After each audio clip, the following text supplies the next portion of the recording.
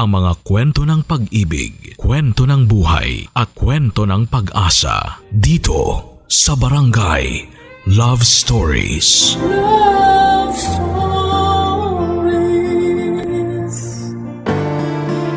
Ang pagkakaroon ng pamilya ay hindi lang tungkol sa pagkakapareho ng dugo. Para din po ito sa mga taong tanggap ang iyong pagkatao at laging nandyan sa tabi mo kapag nangangailangan ka ng tulong. Ikaw kabarangay, may tao ka bang itinuturing na pamilya kahit na hindi kayo magkadugo? Dear Papa Dudut, hayaan niyo muna akong batiin kayo ng isang magandang hapon pati na rin po sa lahat ng inyong mga listeners. Ako po si Sadie, 23 years old at nakatira sa Pangasinan. Isa akong kahera sa grocery store na laging nakikinig sa programa ninyo tuwing naka-break ako. Bilang Pride Month, ngayong buwan ng Hunyo ay naisipan kong gumawa ng sulat para ipadala sa inyo. Gusto ko po kasing bigyan ng pugay ang mga mahal ko sa buhay na parte ng LGBT. Lumaki po ako bilang ally or isang straight na sumusuporta sa mga miyembro ng LGBT. Kaya naman po malapit talaga ang mga loob ko sa LGBT community. Ang kwento ko po sa inyo ay magsisimula sa taon kung kailan ay hindi pa ako ipinapanganak. Taong 2000. Isang grupo ang hindi inaasahang nabuo dahil sa isang rambulan. Fiesta noon sa lugar namin at nasa kalagitnaan ng mainit na labanan ng basketball ang dalawang koponan. Mula sa magkaibang barangay nang biglang nagkainisan ng mga player na naglalaro. Biglang nagkaroon ng away sa pagitan nila hanggang sa maging ang mga nanonood ay nakisabay na rin sa gulo. Isa sa mga nanood noong araw na yon ay si Kelly na curious lang kaya sinubukang manood ng liga. Noong nagsiliparan na ang mga bato at bote mula sa kung saan-saan ay agad siyang umalis sa lugar na yon. Palabas na siya noon ng court nang isang malaking bato ang tumama sa ulo niya. Mabuti na lamang at may nakakita sa kanyang dalawang estranghero na siyang tumulong sa kanya, Papa Dudut, para maitakbo siya sa pinaka malapit na ospital. Sila ay sina Meng at si Dodds, Papa Dudut.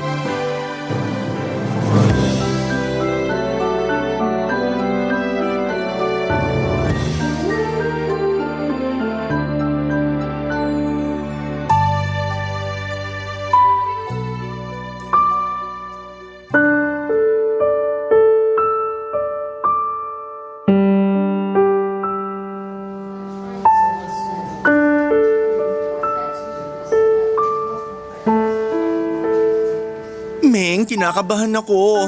Kumusta na kaya yung babae? Kanina pa siya sa loob ng emergency room eh. Baka patay na? Luka-luka. Pinatay mo naman kaagad yung tao. Paano kung wala siyang pambayad kaya ayaw siyang palabasin? Pumasok na kaya tayo? Bawal nga raw. Hindi naman tayo kamag-anak eh. Di kaya nakauwi na siya? Hindi lang natin napansin? Hindi na alis yung tingin ko sa pinto ng ER na yan. Kaya alam kong hindi pa siya lumalabas. Nasa loob pa yun. Tsaka, bakit pa kasi natin siya hinihintay? Dinalan na nga natin siya sa ospital eh. Ano? Ihahatid pa ba natin siya sa bahay nila? Hindi ako mapapanatag hanggat hindi ko nakikita na okay siya. Bakit naman? Close ba kayo? Hindi naman. Curious lang ako kung, oh, ayun na pala siya eh. Siya yan, di ba? Oh, siya na nga yan. Halika, lapitan natin. Hello! Nandito pala kayo sa labas. Kanina ko pa kayo hinahanap sa loob eh. Akala ko umalis na kayo. Hindi kami pinapasok sa loob. Tsaka ayaw namang umuwi nitong si Dodds. Hanggat hindi ka nakikitang nasa maayos na kalagayan. Ano? Kumusta ka na? Ano daw sabi sa sugat mo? Hindi ka naman ba nagka-amnesia? Hindi ako nagka-amnesia. Tinahinang yung sugat ko sa ulo tapos pinauwi na ako. Yun na yun? Hindi ka in-admit akong ano? Hindi na raw kailangan. Binigyan na lang nila ako ng antibiotics na iinumin para hindi raw ma-impeksyon tong sugat ko. Mabuti naman kung ganon. Wala kaya atang kasama? Nasaan yung pamilya mo? Hindi mo ba sila tinawagan? Hindi na, busy yung mga yun eh. Ayoko na silang abalahin pa. Tagasan ka ba? Gusto mo samahan ka naming umuwi? Baka mamaya biglang may mangyari sa iyo sa daan. Taga rito lang din ako. Huwag niyo na ako ihatid, magta-tricycle na lang ako pa uwi. Salamat pala, tinulungan niyo ako kanina. Itong si Meng ang pasalamatan mo kasi siya yung nakakita sa'yo nung tinamaan ka ng lumilipad na bato. Salamat. Walang anuman. Masaya ako na nakatulong kami. Kaso sayang ang ganda mo, no? Sarami ng pwedeng tamaan sa noo pa. Naku, magkakaroon ng peklat yan, panigurado. Mas maganda na yung peklat kaysa internal injury.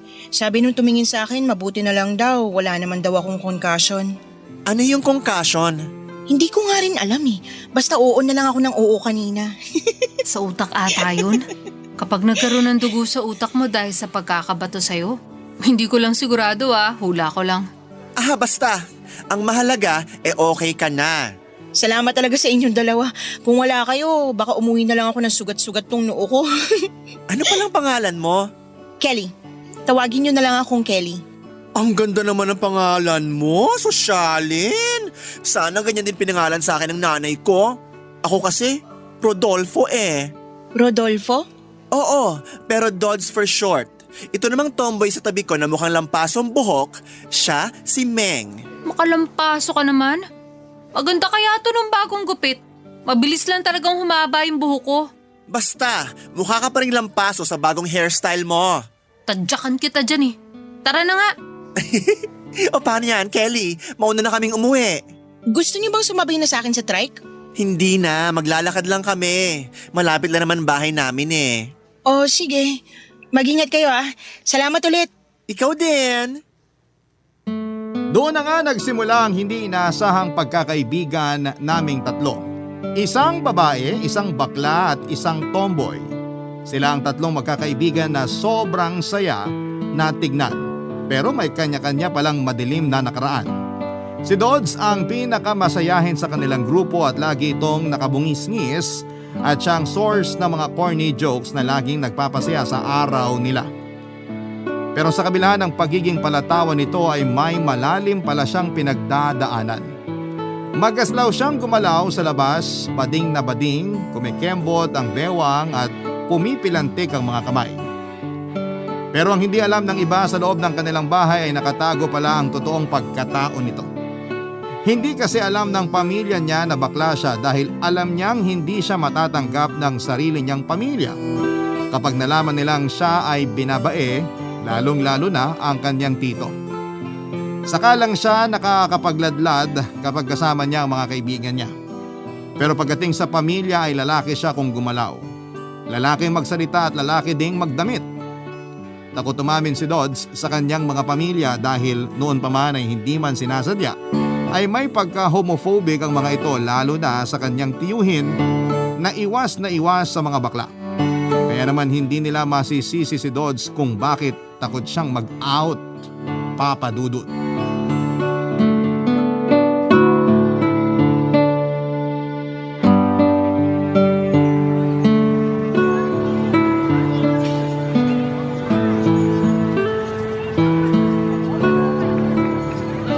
Alam mo, mas maganda na umamin ka na lang sa pamilya mo. Sabihin mo sa tito mo na bakla ka para matapos na yung problema mo. Hindi yun ganun kadali. Oo, madali lang sigurong gawin sa imagination ko pero kapag totohanan na, hindi ko kaya. Hindi mo alam kung gaano kasarado ang utak ng pamilya ko. Kausapin mo na lang sila ng maayos. Sabihin mo na hindi mo na kaya magpanggap, na hindi ka masaya sa pagkukunwaring ginagawa mo. Sabihin mo sa kanila na masaya ka kapag nilalabas mo yung totoong ikaw. Hindi nga ganun kadali yun. Bakit naman hindi? Sige, sabihin mo nga kung ano yung mga rason bakit takot kang magladlad. Ganito kasi yun. Di ba nga maagang namatay yung tatay ko? O tapos? Tapos yung tito ko na yung nakasama ng nanay ko sa pagpapalaki sa aming magkakapatid. Yung tito kong yun, walang anak. Hanggang ngayon wala pang anak yung tito mo? Kasi nga baog siya. Hindi siya makabuo, kaya nga siya iniwan ng asawa niya Bakit naman mas takot ka pa sa tito mo kaysa sa nanay mo? Hindi mo naman yung magulang. Wala ka na dapat pake kahit hindi ka matanggap ng tito mo. Kasi hindi ka naman niya anak. Ako na kasi yung nagsilbing anak ng tito ko Dahil wala siyang anak, kami yung inalagaan niya. Tinulungan niya si nanay sa pagpapalaki sa aming magkakapatid. Ako mismo, siya ang nagpaaral sa akin. Kapag pinag-aral, bawal na magladlad. Patapusin mo kasi muna siya magkwento, Ming. Oo nga, ito kasi sabat ng sabat eh. O sige na, magkwento ka na. Ganito kasi yon. Yung tito kong gumastos sa lahat na pangangailangan ko nung bata ako. Lagi niyang binibigay yung mga gusto ko. Spoiled ako sa kanya eh. Inggit nga sa akin yung mga kapatid ko kasi mas paborito ko ng tito namin kaysa sa kanila. Yung ipon niya sa akin napunta para makapag-aral ako sa college. Sa dami niyo magkakapatid, bakit kasi ikaw pa yung naging paborito? Ang tamad-tamad mo. Eto na nga. Pangarap kasi ni tito na magkaroon ng lalaking anak. Ako lang yung lalaki sa aming 5. Kaya ako yung the chosen one. Gets ko na. Kaya pala. Pero hindi mo pa rin nasasagot yung tanong kung bakit takot kang umamin sa tito mo. Hindi pa kasi ako tapos mag-storytelling. Excited ka masyado eh. O sige, tuloy mo na. Hindi ako nakapagtapos sa pag-aaral. Tumigil ako kasi nga lagi akong bagsak. Alam mo yan, Meng. Oo, alam ko. Bobo ka eh. Uy, grabe ka naman, Ming. Totoo naman yun, alam ko yun. Tanggap ko na mahina talaga utak ko. Tuloy mo kwento mo. Dami pa kasing sinasabi. Tapos nahiya na ako na nasasayang lang yung pera ng tito ko. Kaya tumigil na ako. Alam ko disappointed siya sa ginawa ko pero pinatawad niya ako. Sabi ko babawi ako sa kanya. Pero hanggang ngayon, 27 na ako. Wala pa rin akong trabaho. Alam mo, paligoy-ligoy ka kung magkwento eh. Diretsahin mo na lang kami. Wala akong oras para makinig sa malamag pa kailanman mong storya. Oo na, eto na. To make it short, isa akong malaking disappointment. Hindi ko na ibigay yung mga gusto ng tito ko bilang kabayaran sana sa mga sakripisyo niya sa akin. Kaya ayaw mo siyang ma-disappoint ulit kapag nalaman niyang bakla ka. Oo, ganun lang nga. Pero paano mo naman masisiguro na madidismaya siya kapag nalaman niyang bakla ka? Ay nako, kapag nakilala mo yung tito ko, allergic yun sa mga bakla. Hindi ko alam kung bakit ba yun galit na galit sa mga bakla. Basta isinusumpa niya mga katulad ko. Baka naman ikaw yung magpapabago sa isipan niya kung sakali. I doubt, hindi yan mangyayari. Kaya itatago mo na lang yung totoo forever. Parang ganyan na nga mangyayari. Kapag takot yung si Dodds, hindi niya talaga gagawin kahit ano pang mangyari. Sana masabi mo rin sa kanila ang totoo balang araw. Basta, nandito lang kami ni Meng para sa'yo. Salamat. Ang sweet nyo talaga. Promise, kapag buo na yung isip ko, aamin din ako sa kanila. Isinapuso naman ni Dodds ang mga payo sa kanya ng mga kaibigang sina Kelly at Meng. Araw-araw ay ipinapanalangin niya na sana'y makabuo na siya ng tapang para umamin sa mga magulang niya, lalong-lalo na sa tiyuhin niya. Hanggang sa dumating na nga ang araw na yon, Papa Dudut. Tuwang-tuwa at todo support pa sina Kelly at Meng noong araw na nakapagpasya na si Dodds na umamin sa pamilya niya. Umaasa sila na sana'y matatanggap na siya ng kanyang pamilya nang sa ganon ay makalaya na siya sa wakas. Pagka-uwi sa bahay, pagkatapos nilang maghapunan ay kinausap ni Dodds ang kanyang ina kasama ang tito niya. Kabado man at takot ay ibinunyag niya sa kanila ang totoong sexuality niya. Pero taliwas sa inaasahan ay hindi naging maganda ang pagtanggap nila sa katotohanang binanggit ni Dodds. Sobrang nandiri daw ang tito nito sa kanya. Nagalit pa ito at pinapabawi ang mga sinabi ni Dodds pero pinanindigan niya ang ginawa niyang paglaladlad. Ang gabing yon ay nauwi sa sigawan at iyakan matapos siyang bugbugin ng kanyang tito. Ang malala ay wala man lang ginawa ang nanay niya para pigilan ito dahil maging siya ay hindi pabor sa pagiging bakla ng anak nito. Bukod sa mga masasakit na suntok at sipa, mas nasaktan si Dodds sa mga binitawang salita ng kanyang tito. Mas gugustuhin na lang daw nitong mamatay si Dodds kesa maging isang bakla. Sa sobrang lungkot ay tinutuon ni Dodds ang mga sinabi sa kanya ng tito niya, Papa Dudut. Nabalitaan na lamang nila Kelly at Meng isang araw na si Dodds ay tumalon sa isang tulay para wakasan na ang kanyang buhay. Barangay Love Stories. Barangay Love Stories. Papa Dudut, mabuti na lamang at saktong pagtalon ni Dodds sa tulay ay isang motorista ang nakakita sa kanya. Agad na naghanap ng tulong ang taong nakasaksi sa ginawa ni Dodds at nirescue siya nito. Ang problema, nang mga panahon na yon ay walang masyadong tubig ang ilog na tinalunan ni Dodds at tumama ang katawan nito sa mga batuhan sa lupa. Sa lakas ng impact ay nagkaroon ng bali ang katawan ni Dodds at nabalian siya sa paa, kamay at matindi rin ang sugat na tinamo nito sa ulo at sa kanyang mukha. Noong nalaman ng pamilya ni Dodds ang nangyari ay labis ang pag-aalala nila. Halos mahimatay noon ang nanay niya sa ospital nung nakita nito ang sitwasyon ng kanyang anak. Ganun pa man, kahit na nasa bingit na ng kamatayan noon si Dodds ay matigas pa rin ang puso ng kanyang tito ni hindi niya ito nilapitan. Nakatayo lamang siya sa gilid habang pinagmamasdan ang nag-aagaw buhay niyang pamangkin. Doon na nagsimulang mag-away ang mga nanay at tito ni Dodds. Para sa kanyang ina ay mas mahalaga ang buhay ng kanyang anak kesa sa sexualidad nito. Mas kakayanin daw niyang tanggaping bakla ang anak niya kesa malamang isa na itong malamig na bangkay. Sa kabilang banda ay ayaw pa rin paniwalaan ng tito nito na bakla si Dodds. Ang ginawa ng nanay niya ay binantayan at pinagbantaan niya ang sarili niyang kapatid na kapag sinaktan niya ulit si Dodds ay siya na mismo ang makakalaban nito. Ilang linggo matapos mangyari ang pagtatangka ni Dodds ay naging maayos din ang lagay nito. Never siyang iniwan ng mga kaibigan niyang sina Kelly at Meng Papadudut.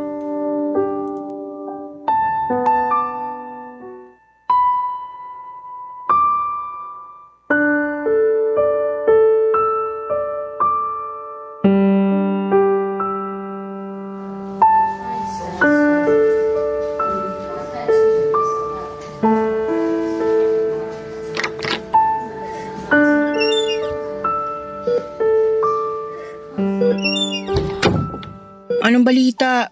Hindi ka pa ba madi-discharge? Wala pa raw yung doktor ko eh. Bukas pa raw darating. Gusto niya munang i-check yung records ko bago niya ako pauwiin. Nye, bakit daw? Ewan ko. Wala ata siya ngayon dito. May pinuntahan daw na seminar sa Maynila. Ayos! Rason lang nila yan para pahabain pa yung stay mo rito sa ospital. Alam mo na, mas matagal, mas maraming bayarin. Nabobore na nga ako rito eh. Kahapon pa ako nagre-request na ma-discharge kasi nag-aalala na ako sa babayaran namin dito sa ospital. Oo nga, saan kayo kukuha ng pambayad dito? Nagdedelihensya na si nanay ng pambayad. Nagsabi naman si tito na tutulong daw siya sa gastusin. Speaking of tito mo, anong update sa kanya? Galit pa rin ba siya sa'yo? Hindi pa rin niya ako pinapansin. As in? Simula nung umamin ka sa kanya, hindi ka pa rin niya kinakausap? Hindi pa. Sabi ko sa inyo eh. Allergic yun sa mga bakla. Tigas din naman talaga ng puso ng tito mong yun ah. Eh yung nanay mo, yung mga kapatid mo.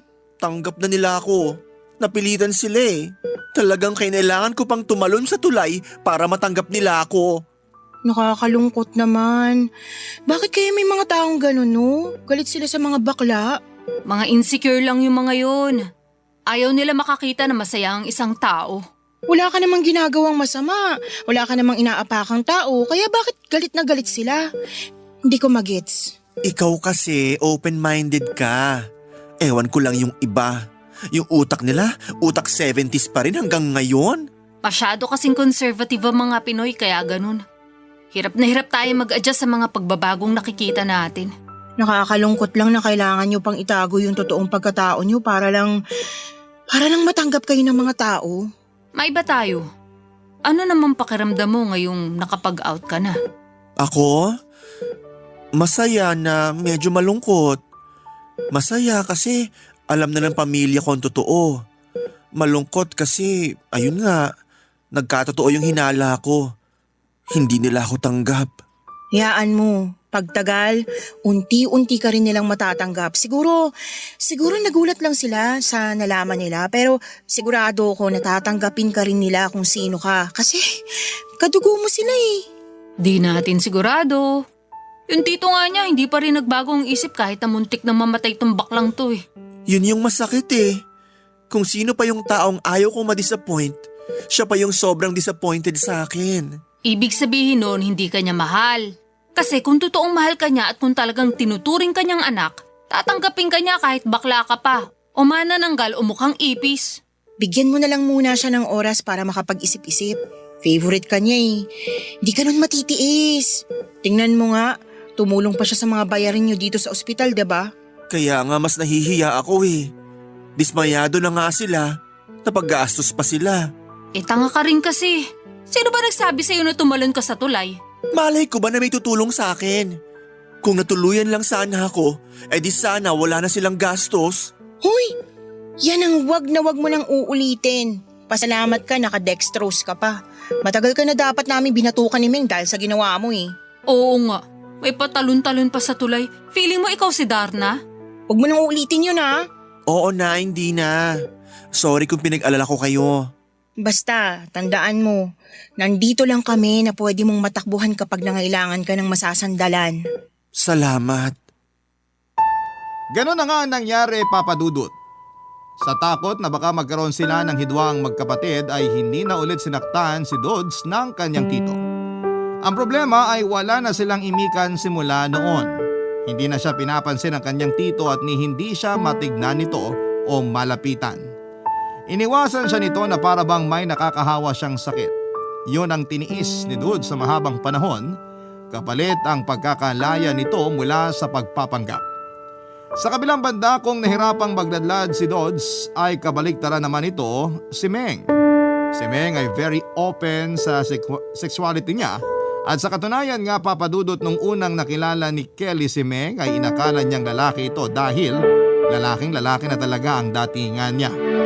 Tanggap kasi ni Meng ng kanyang pamilya pero may isang kondisyon ang kanyang lola. Bawal siyang magnobya.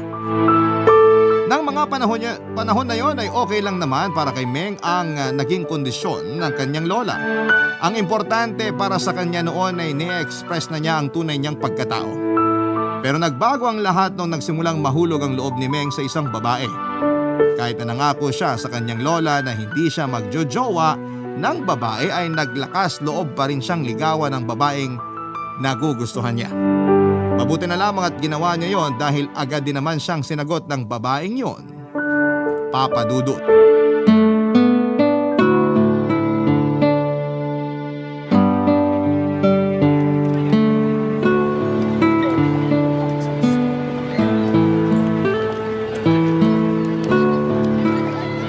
Sa tingin nyo, magugustuhan kaya to ng girlfriend ko? Ano yan?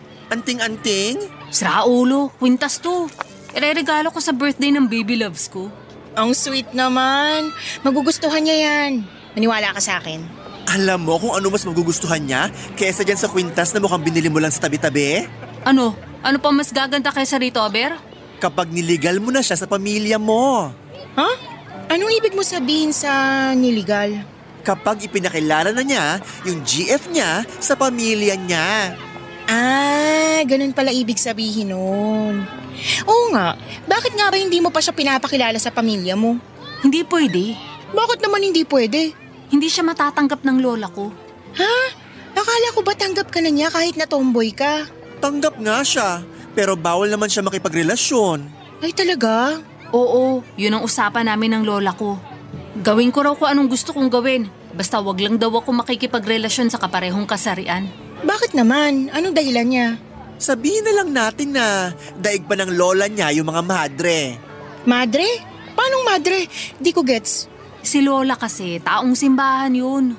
Umiikot ang mga opinyon at paniniwala niya sa kung anong nakasaad sa Biblia. Nagulat nga ako na tinanggap niya akong lesbiana eh. Pero bakit nga bawal? Kasi nga ang nakalagay sa Biblia, ang babae ay para sa lalaki at ang lalaki ay para sa babae lamang. Hindi pwedeng ma-inlove si Juan kay Juan. Bawal magkarelasyon si Juanita at Juanita. Dapat Juan at Juanita lang ang pwedeng magkatuluyan.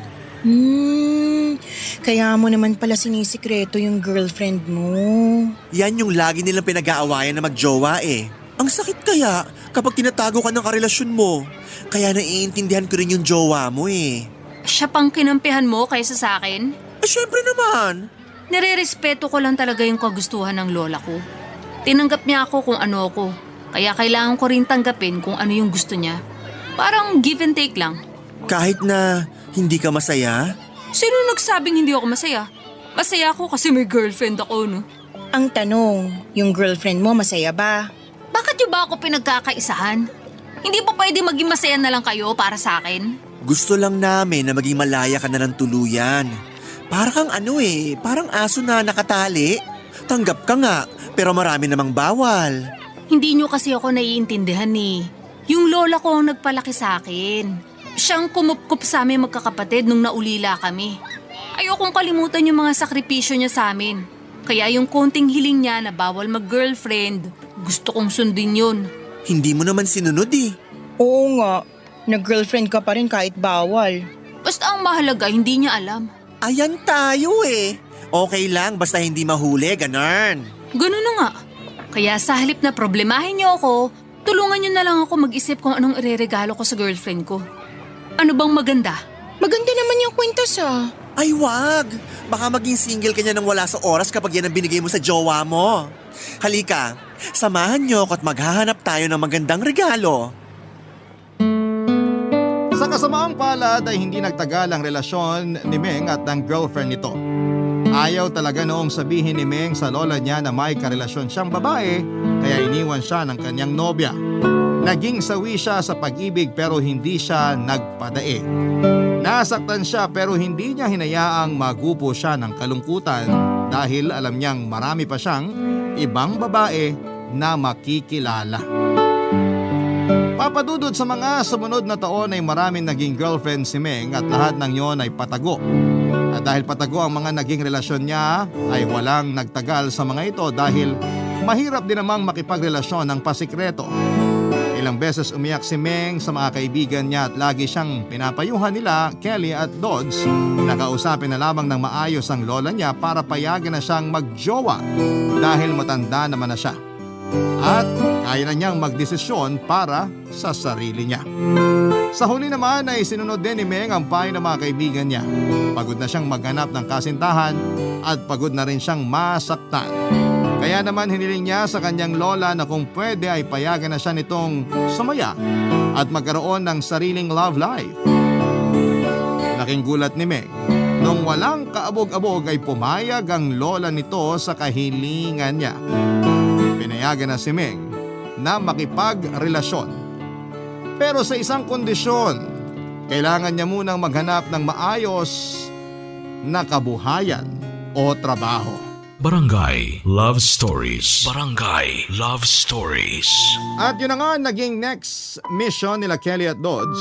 Tinulungan nilang maghanap ng trabaho si Meng para sumaya na ito at maging malaya pagdating sa pag-ibig.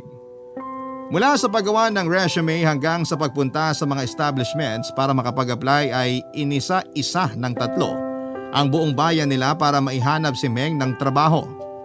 Sa gitna man ng tirik na araw o malakas na ulan ay hindi nagpatinag ang tatlo sa sungit ng panahon. Hindi nga naglaon ay nakapasok si Meng bilang sales clerk sa isang auto shop sa tulong ni Kelly at ginamit nito ang koneksyon niya para matulungan si Meng. Ang koneksyon na yon ay walang iba kundi ang boyfriend niyang si Jerome. Pinakiusapan nila ang kaibigan ni Jerome na nagmamay-ari ng auto shop para mabigyan ng trabaho si Meng. Nang mga panahon na yon ay walang kamalay-malay sina Meng at Dodds na may boyfriend na pala ang best friend nila. Kaya laking gulat nila noong nabanggit nito ang tungkol kay Jerome. Unang nagkakilala sina Kelly at Jerome noong minsang inutusan siyang kunin ng order na helmet ng kanyang amo sa pinagtatrabahuhan niyang bahay. Sa auto shop na pinuntahan niya ay doon niya nakilala si Jerome na nakatambay lang noon sa lugar na yon. Nakipagkwentuhan ang binata sa kanya hanggang sa nagkapalitan sila ng mga personal na impormasyon. Niligawan siya ni Jerome at kalaunan ay sinagot din siya ni Kelly, Papa Dudut.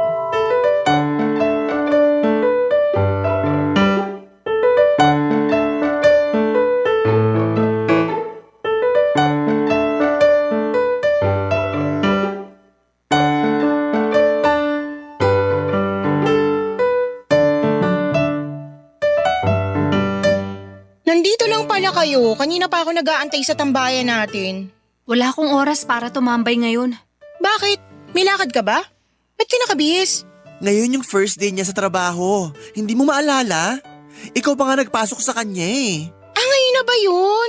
Sorry, nawala sa isip ko. Pakisabi pala sa jowa mo, salamat sa tulong niya ha. Ano na nga ulit yung pangalan nun? Jerome. Ayun, Jerome. Pasabi kay Jerome na salamat. Malaking tulong to para sa akin. Kasi papayagan na ako ni Lola na mag-girlfriend sa wakas. Wala yun. O Dodds, baka malaglag yung mata mo sa kakairap. Ano namang iniirapan mo dyan? Alam mo, Kelly, nagtatampo kami sa'yo ni Meng ngayon. Ha? Bakit naman? May nagawa ba akong masama? Hindi mo alam? Hindi mo talaga alam? Hindi. Ano ba yun? Kung ano man yung nagawa ko, sorry. Alam niyo naman na mahal ko kayong dalawa eh. Hindi ko kayo kayang saktan, no? Naku, wag mo nang intindihin tong baklang to. Masama loob niyan kasi hindi mo raw pinakilala sa amin yung boyfriend mo. Si Jerome? Hala, sorry. Medyo komplikado pa kasi yung relasyon namin ngayon eh. Paano ang komplikado? Hindi ko ma-explain eh. Parang kami na hindi. Kayo na hindi? Ano kaya yun? Ganito kasi. Niligawan niya ako, 'di ba? Mhm. Siyempre, sinagot ko siya kasi gwapo naman. Pero nung naging kami na, parang hindi ko naman siya boyfriend kung umasta. Paano mo nasabing parang hindi mo boyfriend? Mas marami pa siyang oras sa mga kaibigan niya kaysa sa akin eh. Ilang taon na ba yung Jerome na yan? 20. Ang bata naman? Hindi ko alam na tirador ka pala ng mga bagets ha? Kaya nga parang hindi kami seryoso. Pinupuntahan niya lang ako kapag trip niya. Kung hindi ko pa siya dinadalaw, hindi pa kami magkikita eh. Ah, alam ko kung anong tawag dyan. Ano? Trophy girlfriend. Trophy girlfriend? Ano yun? Di ba ang trophy dinidisplay? Parang ganun ka lang sa kanya. Display ka lang bilang girlfriend niya. Ouch, sakit naman nun. Ganun ba yun? Ganun yon. Basta. Nagtatampo pa rin ako sa'yo. Sorry na, patawarin mo na ako. Di mo ako madadaan sa mga pakyut mo. Ipapakilala na lang kita sa tropa niya, gusto mo? Talaga ba? Pogi ba? Anong pangalan? Mas matangkad ba kaysa sa akin? Ang landi! Shush! Tumahimik ka dyan. Ayusin mo na lang yung itsura mo. Baka ma-first day, last day ka sa trabaho kapag mukha kang gusgusin. Okay naman tong damit ko ah. Mag-tuck in ka kaya para disente ka tingnan. Ayoko nga. Guys, para makabawi ako, may sasabihin ako sa inyo. Ano yon? Since hindi ko nasabi sa inyo yung tungkol sa amin ni Jerome, babawi ako. Kayo ang unang-unang makakaalam nitong sikreto kong to. May sikreto ka na naman. Napakamalihi mo naman. Ano yon? Dapat mas maganda yung sikretong sasabihin mo kaysa kay Jerome ha? Buntis ako. Totoo ba? Buntis ka? As in may baby sa tiyan mo ngayon? Oo, magkakaanak na kami ni Jerome. Kung gaano kasaya sina Meng at Dodds nang nalaman nilang buntis si Kelly ay kabaligtaran naman ito ang naging reaksyon ng mga taong itinuturing na pamilya ni Kelly. Hindi sila masaya sa nalaman nilang balita pero hindi rin naman sila nagalit. Ang totoo niyan, Papa Dudut, ay hindi naman talaga totoong kamag-anak ni Kelly ang mga taong kumupkop sa kanya. Amo sila ng nanay niyang dating kasambahay. 5 years old lamang siya noong nagtrabaho bilang kasambahay ang nanay nito. Dahil stay-in ang kanyang trabaho ay kinailangang sumama ni Kelly sa nanay niya dahil walang ibang magbabantay sa kanya. Pareho silang iniwan ng tatay niya at wala naman silang malapit na kamag-anak kaya dadalawa na lamang sila sa buhay noon. Bilang nakikituloy lamang si Kelly noon sa mga amo ng nanay niya ay pinilit niyang magtrabaho na rin kahit musmos pa lamang. Tinutulungan niya ang nanay niya sa mga trabaho tulad ng paglalaba, pagluluto, paglilinis ng bahay at kung ano-ano pa. 5 taon nang lumipas. 10 years old lamang noon si Kelly noong biglang namatay ang kanyang nanay. Nilooban ang bahay ng amo nila ng laban ng nanay ni Kelly at nasaksak siya sa tagiliran na kinamatay nito. At dahil walang ibang mapupuntahan ay kinupkop si Kelly ng kanyang mga amo. Siya ang pumalit sa trabaho ng kanyang nanay mula noong 10 taong gulang siya hanggang noong tumanda na at nabuntis ay naging kasambahay siya sa naturang tahanan. Hindi gusto ng mga amo ni Kelly ang balitang buntis siya dahil ayaw na raw nilang maulit pa ang nangyari noon. Baka kapag may nangyaring masama kay Kelly ay sa kanila na naman mapunta ang anak nito. Bagay na hindi nila gustong mangyari. Papa Dudut.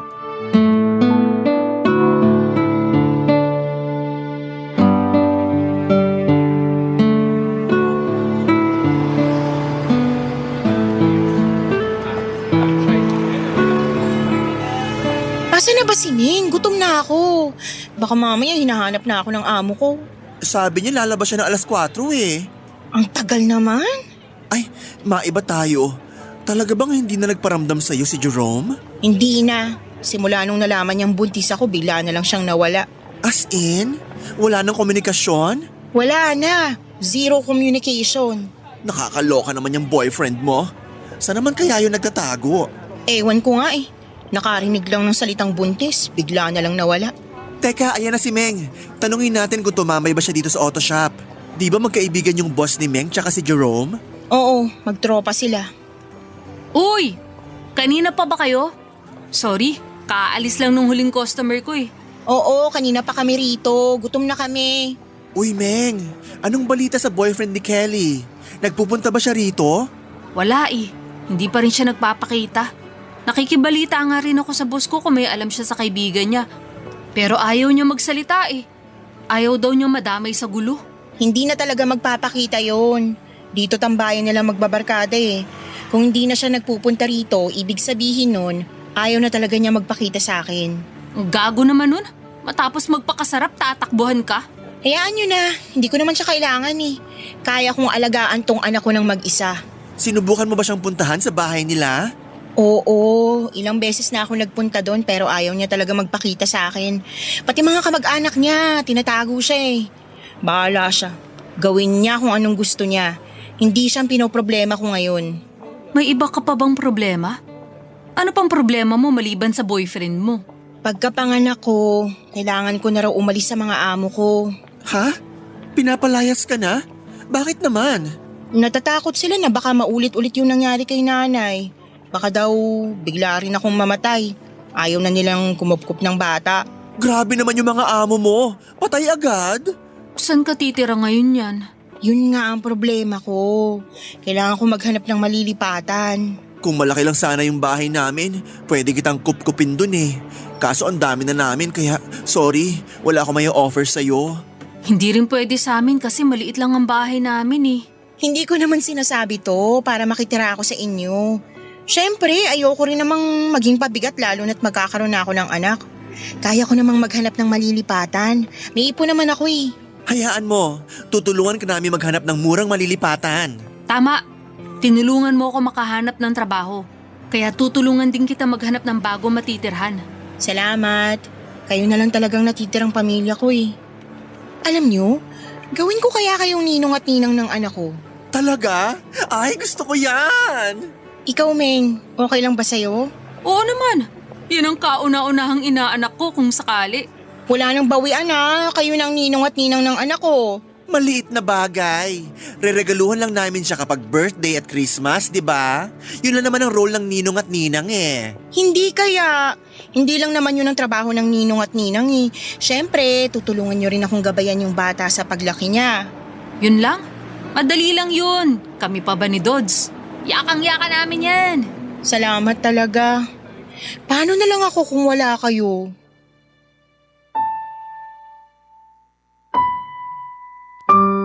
Ganon na nga ang nangyari pagkapanganak ni Kelly ay pinaalis na siya ng mga amo niya. Okay lang yon dahil nakahanap naman siya kaagad ng malilipatan sa tulong ng mga kaibigan niya. May ipon din siya kaya hindi problema para kay Kelly ang buhay nila ng kanyang anak sa mga susunod na buwan habang siya ay naghahanap ng bagong trabaho. Naging maayos naman ang buhay ni Kelly sa mga sumunod na taon dahil na rin sa tulong at suporta ng kanyang mga kaibigan. Hindi na niya hinabol pa si Jerome dahil alam niyang magsasayang lamang siya ng oras kapag ginawa niya yon. Masaya na siya na dalawa lang sila ng anak niya dahil nandyan naman sina Meng at Dodds na handang umalalay sa kanya. Ako ang anak ni Kelly, Papa Dudut. Pinangalanan nila akong Sadie na ang ibig sabihin ay prinsesa. Isa akong prinsesa na may 3 magulang, sina Mama Kelly, Mommy Dudes at Daddy Meng. Pero sa kasamaang palad ay nalagasan ng isa ang mga magulang ko nung ako'y 3 years old pa lamang. Habang pauwi sa trabaho si Mama Kelly ay nabangga siya ng isang tricycle.